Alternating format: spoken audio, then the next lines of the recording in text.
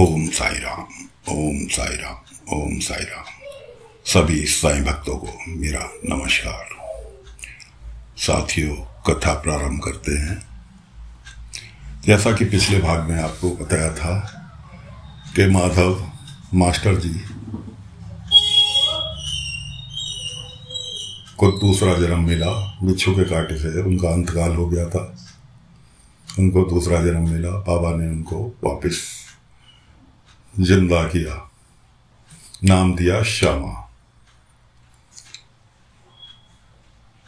उधर आपसे पिछले भाग में जिक्र किया था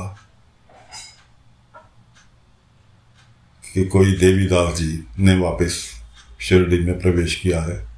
रहने वाले शिरडी के हैं, लेकिन 4 धाम यात्रा के लिए निकले हुए थे काफी टाइम से, सालों से, जो कि अब काशी से वापस लौटे हैं। सबसे पहले तो कुलकर्णी से मिले देवीदास जी। उनका शिष्य पहले ही आ चुका था, अपने उनके आगमन की सूचना दे दी थी। तो कुलकर्णी से मिले। कुलकर्णी ने काफ़ी हद तक उन्हें साईं के चर्चे में समझा दिया कि साईं क्या है, पाखंडी है, यह है, वो है, इस तरह से।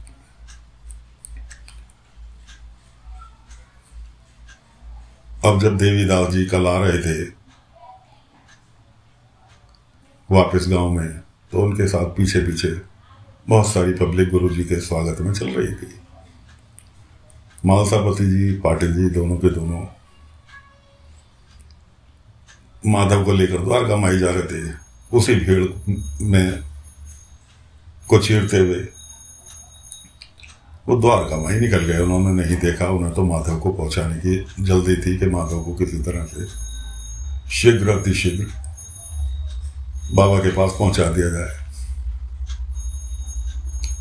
अब देवीदास जी से रहा नहीं गया कि जी मालसापति और पाटिल जी दो मुख्य व्यक्ति थे शिरडी गांव के। मालसापति जी पुजारी थे खंडोबा मंदिर के, और पाटिल जी तो गांव के पाटिल थे।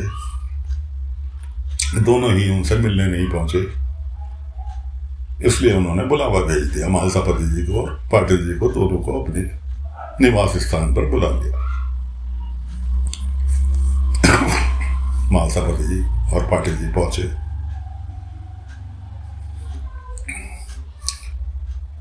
देवीदास जी ने शिकायत पैर छूने के लिए पाटिल जी मालसापति जी चले, तो उन्होंने झिड़क दिया। दिखावा करने की आवश्यकता नहीं है कि कल मुझे इग्नोर करके तुम निकल लिए। मालसापति जी ने कहा, गुरुजी आपको शायद पता नहीं, अगर आपने हमें देखा था तो आपने ये भी देखा होगा कि हम किसी को लेकर जा रहे थे। कहाँ लेकर जा रहे थे? कि जी साईं के पास। तो देवीदास कहते हैं कि जी वैद्य तो कुलकर्णी है, साईं के पास क्यों ले जा रहे थे? कि जी साईं ने ही उसका इलाज किया और साईं ही उसका इलाज कर सकता था, इसलिए लेकर जा रहे थे। इधर देवीदास जी के पास से तो काफी नोकझोंक के बाद देवीदास तो यहाँ तक विचलित हो गया कि कुलकर्णी सही कहता है कि तुम जैसे बेवकूफों ने उस पाखंडी को भगवान बना रखा है। खैर मालसापति जी और पाटिल जी अपने निवास स्थान की ओर लौट लिए। एक किस्सा इसके बीच में और आता है कि कुलकर्णी महाराज बैठे हैं चावड़ी में। चावड़ी में 2 औरतें, पीछे पीछे बहुत सारे गांव वाले उनके पास आते हैं कि जी न्याय करो। कि जी क्या न्याय करो? कि जी तुरंत का बच्चा लेकर, एक औरत के हाथ में बच्चा है, दूसरा औरत और उसका पति खाली हाथ है। कि जी ये बच्चा मेरा है। वो कह रही है ये बच्चा मेरा है। इस तरह से दोनों में आपस में झगड़ा हो रहा है, कोक तो महमा हो रही है। पहुंचे कुलकर्णी के पास कि सरकार, कुलकर्णी सरकार, आप ही हमारा न्याय करो। कुलकर्णी सरकार ने न्याय देखा करने के लिए चले। बच्चे की शक्ल देखी, माँ की शक्ल से मिलाई कि ये बच्चा इस औरत का है, इसको दे दिया जाए। अब दूसरी औरत जिसका बच्चा था, वो तो विचलित हो जानी थी। हुआ ये था कि दाई ने एक ही समय में 2 औरतों की डिलीवरी कराई थी गांव में। वो कुछ देर के लिए बाहर गई, एक का बच्चा मर गया। अब दूसरी का, जिसका जो बच्चा जिंदा था, वो दूसरी ने हथियार लिया कि जी मेरा बच्चा हैगा ये मेरा बच्चा है। दोनों बच्चे पास पास ही लेटे हुए थे। होते करते बात बाबा के पास तक पहुंची और दोनों साफ कुलकर्णी के मुंह पे कह दिया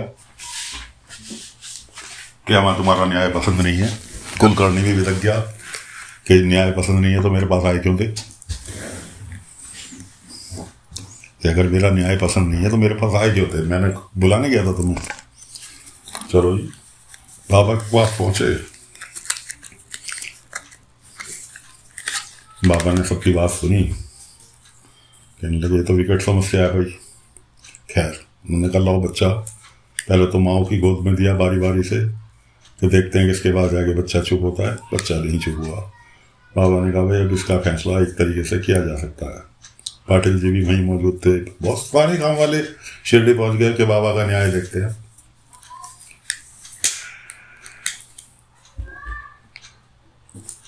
बाबा ने एक कम्बल उठाया,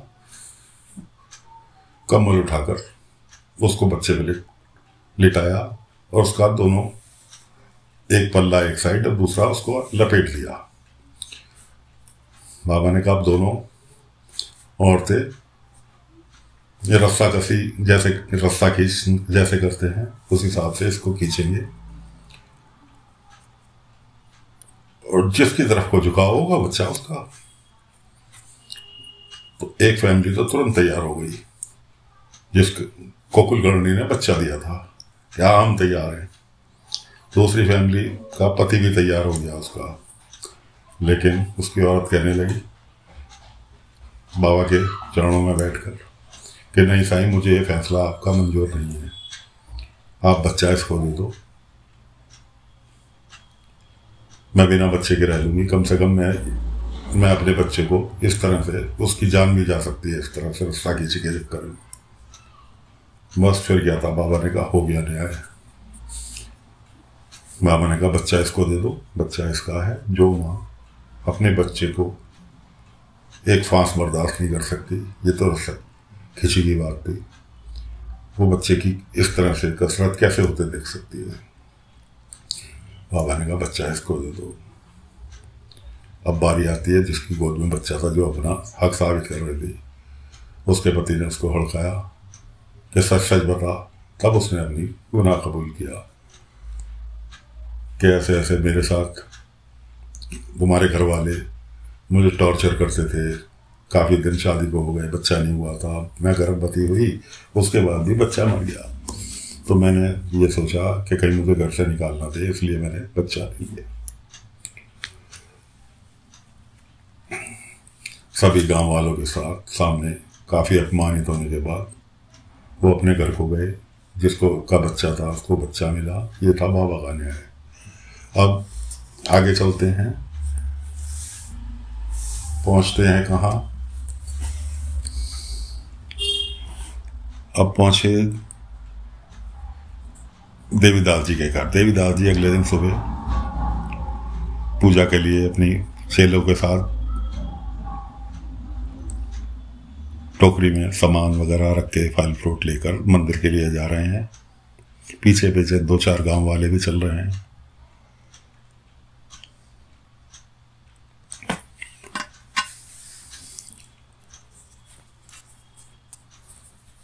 रास्ते में मिल जाते हैं बाबा।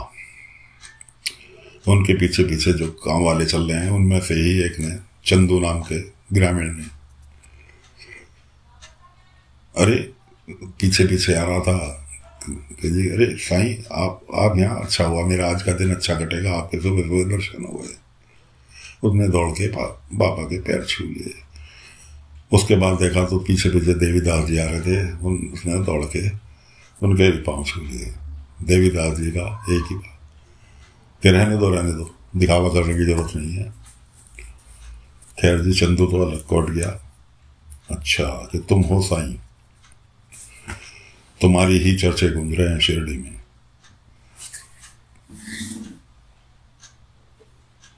खैर तुमसे मुझे बात करनी है, लेकिन फिलहाल नहीं, फिलहाल तो मैं पूजा के लिए जा रहा हूँ।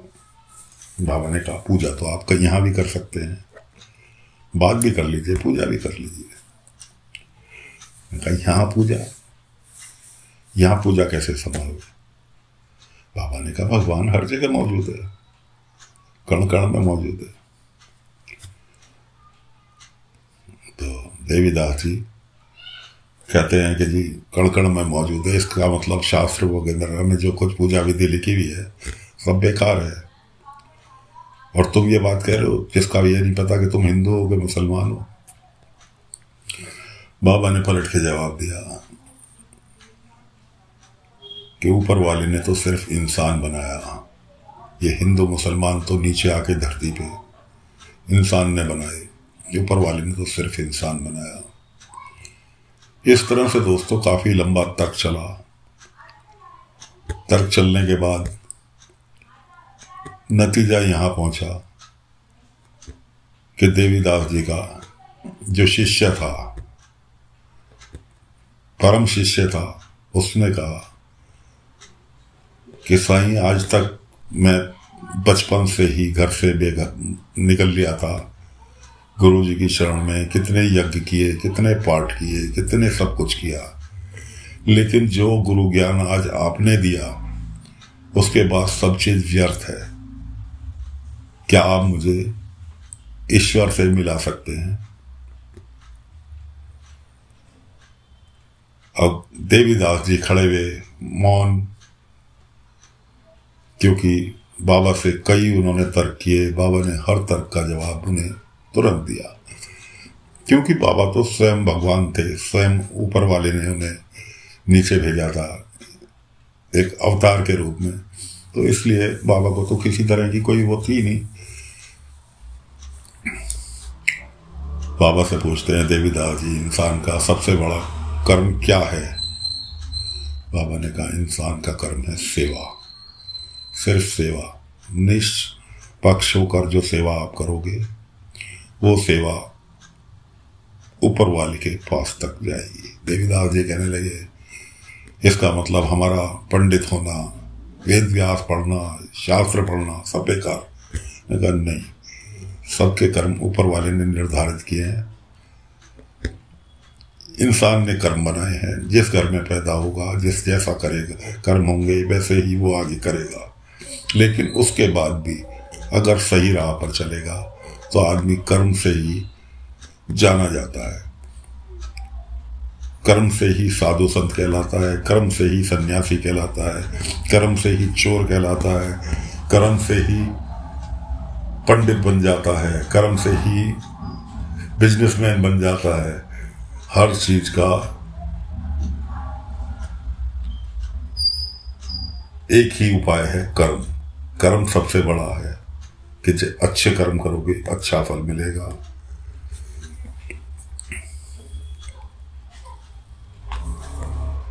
अब देवीदास जी से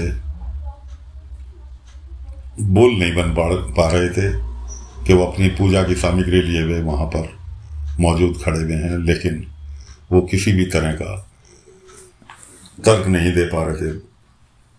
बाबा ने कहा दान जानबूझकर नहीं, आप मंदिर में जाते हो, भगवान से इच्छा जाहिर करते हो कि जी मुझे ये मिल जाएगा, ये करूंगा, ये ऐसे ही मेरी इच्छा पूरी हो जाएगी, ये करूंगा। एक सौदा हो गया। एक नास्तिक आदमी जो कभी मंदिर नहीं जाता, उसके पास अगर कोई भिखारी आ गया या कोई जरूरतमंद आ गया, उसने ये सोचकर उसको दे दिया कि ले मेरा तो खुद तेरा काम आ गया ना, तेरा काम हो गया ना, जा, मुझे कुछ नहीं चाहिए, जा तू ऐश कर। वो सबसे बड़ा दान है, वो सीधे भगवान के पास जाता है, वो नास्तिक भी आस्तिक बन जाता है। तो दोस्तों देवीदास और बाबा की वार्तालाप बराबर चालू है। उनके शिष्य ने, देवीदास के शिष्य ने खुद देवीदास के सामने एक्सेप्ट कर लिया कि बाबा से बड़े तुम नहीं हो। अब वो बाबा से प्रार्थना कर रहा है मुझे भगवान के दर्शन कराओ। तो दोस्तों आज की कथा यहीं समाप्त करते हैं। अगले अंक में फिर मिलेंगे कि देवीदास का क्या हुआ, कैसे हुआ।